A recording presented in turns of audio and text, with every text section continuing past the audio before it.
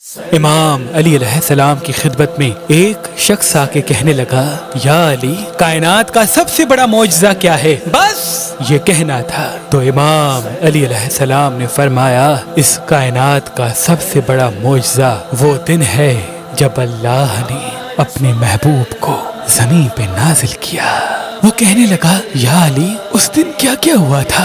امام علی علیہ السلام فرمانے لگے، اے شخص، جب اللہ نے اپنے محبوب کا ظہور کیا تو آسمان پہ کہ اور فسد کے ستارے اس طرح سے روشن ہوئے کہ زمین پہ سارے نجومی سجدے میں گر گئے۔ اس وقت مصر، کنان، روم میں قحط آیا ہوا تھا۔ جیسے ہی رسول اللہ کی آمد ہوئی تو وہاں بارش برسنے لگی اور لوگ خوشی سے جھومنے لگے۔ وادی شام جو ہزاروں سالوں سے خشک تھی، وہاں سے پانی ابھر آیا۔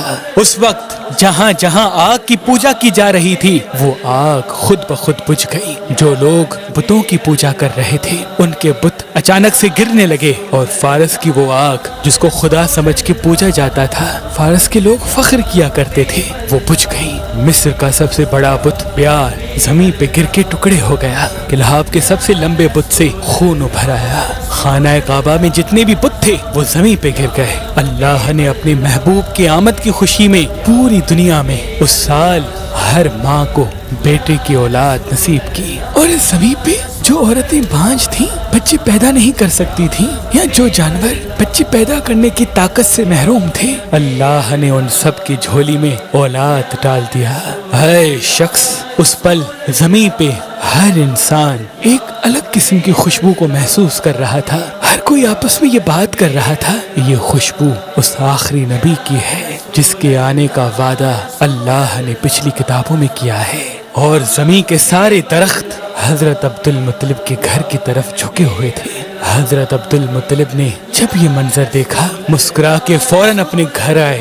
آپ نے دیکھا کہ آپ کے گھر سے نور کی شعائیں نکل رہی ہیں، اور ایک نومولود بچہ سجدے میں سر رکھ کے یہ کہہ رہا ہے، لا الہ الا اللہ انا محمد الرسول اللہ۔